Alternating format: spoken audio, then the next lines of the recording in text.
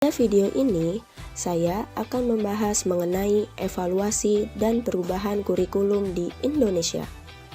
Yuk ikuti penjelasannya. Pengertian evaluasi kurikulum menurut ahli Wright dalam Sukma Dinata pada tahun 2009 pada bukunya halaman 173. Curriculum evaluation may be defined as the estimation of growth and progress of students towards objectives or values of the curriculum. Yang artinya, evaluasi kurikulum dapat didefinisikan sebagai estimasi pertumbuhan dan kemajuan siswa menuju tujuan atau nilai-nilai pada kurikulum tersebut. Sedangkan, dalam pengertian luas, evaluasi kurikulum dimaksudkan untuk memeriksa kinerja kurikulum secara keseluruhan ditinjau dari berbagai kriteria.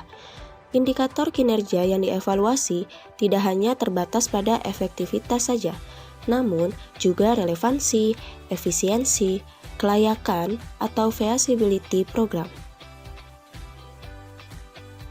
Program evaluasi kurikulum sebenarnya ditentukan oleh tujuan diadakannya evaluasi kurikulum.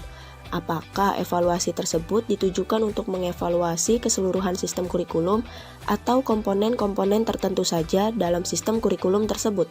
Salah satu komponen kurikulum penting yang perlu dievaluasi adalah berkenaan dengan proses dan hasil belajar siswa.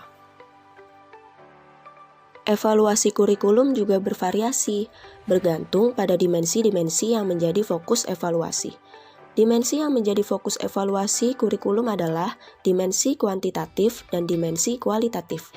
Instrumen yang digunakan untuk mengevaluasi dimensi kuantitatif seperti tes standar, tes prestasi, belajar, tes diagnostik, dan lain-lain.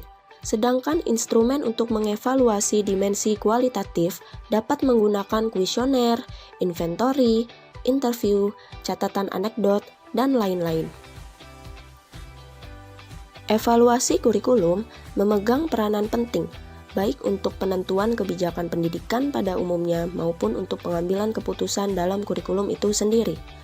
Hasil evaluasi kurikulum dapat digunakan oleh para pemegang kebijakan pendidikan dan para pengembang kurikulum dalam memilih dan menetapkan kebijakan pengembangan sistem pendidikan serta pengembangan model kurikulum yang digunakan. Nah, hasil evaluasi kurikulum dapat digunakan oleh guru-guru, kepala sekolah, dan para pelaksana pendidikan lainnya dalam memahami dan membantu perkembangan peserta didik, memilih bahan pelajaran, memilih metode dan alat-alat bantu pelajaran, cara penilaian, serta fasilitas pendidikan lainnya.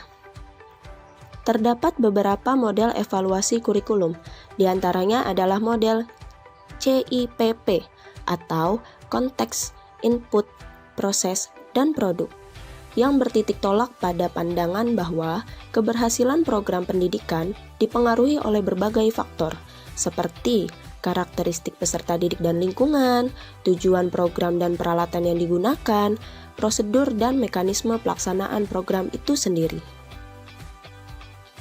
Penjelasan singkat dari keempat dimensi tersebut adalah: yang pertama, konteks, yaitu situasi atau latar belakang yang mempengaruhi jenis-jenis tujuan dan strategi pendidikan yang akan dikembangkan dalam program yang bersangkutan, seperti kebijakan departemen atau unit kerja yang bersangkutan, sasaran yang ingin dicapai oleh unit kerja dalam kurun waktu tertentu, masalah ketenagaan yang dihadapi dalam unit kerja yang bersangkutan, dan sebagainya. 2. Input, yaitu bahan, peralatan, fasilitas yang disiapkan untuk keperluan pendidikan seperti dokumen kurikulum dan materi pembelajaran yang dikembangkan, staf pengajar, sarana dan prasarana, media pendidikan yang digunakan, dan sebagainya. 3. Proses, yaitu pelaksanaan nyata dari program pendidikan tersebut, meliputi pelaksanaan proses belajar mengajar, pelaksanaan evaluasi yang dilakukan oleh para pengajar, pengelolaan program, dan lain-lain. Keempat, produk, yaitu keseluruhan hasil yang dicapai oleh program pendidikan, mencakup jangka pendek dan jangka lebih panjang.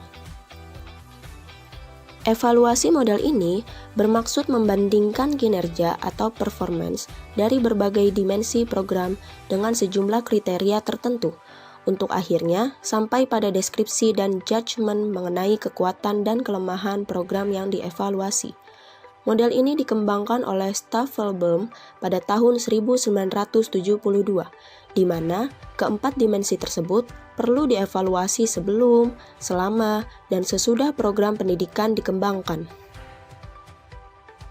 Nah, selanjutnya kita masuk ke perubahan kurikulum.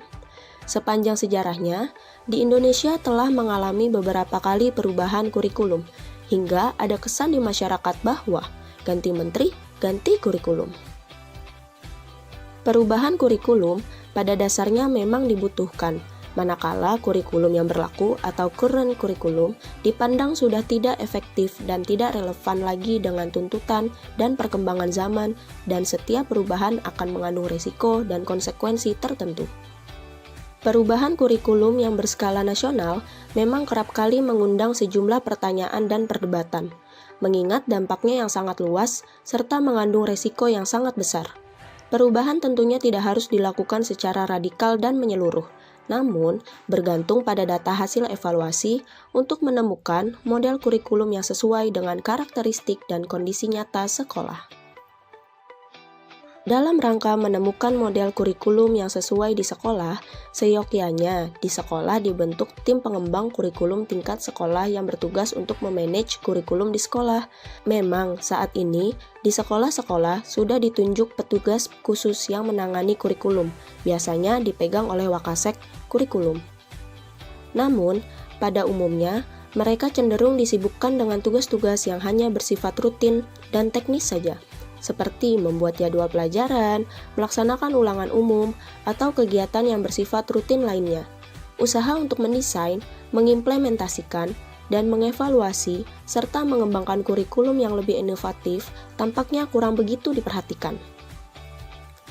Dengan adanya tim pengembang kurikulum di sekolah, maka kegiatan manajemen kurikulum mungkin akan jauh lebih terarah, sehingga pada gilirannya pendidikan di sekolah pun akan jauh lebih efektif dan efisien.